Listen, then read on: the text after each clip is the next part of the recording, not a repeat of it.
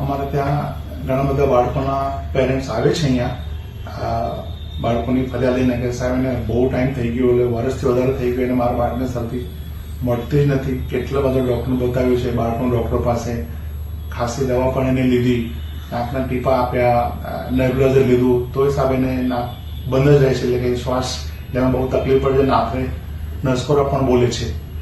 તો હવે સાહેબ હવે કોઈ મને કીધું કે આ સાહેબને બતાવવા જાઓ, તો પછી અમે એમને વાત કરી કે બેન આજે 1 વર્ષથી જે તકલીફ છે, નાક બંધ રહે છે, આપણે જે રેગ્યુલર શરદી નોર્મલ જે શરદી કહેવાય, ખરેખર આ રેગ્યુલર શરદી નથી.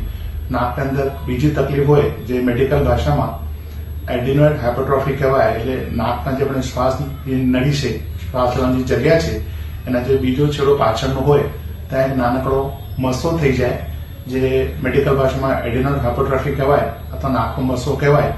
હવે એના માટે આપણે એને કેવી રીતે આગળ શું મેનેજ કરવાનું એ આપણે બતાવીશું બીજા વિડીયોમાં.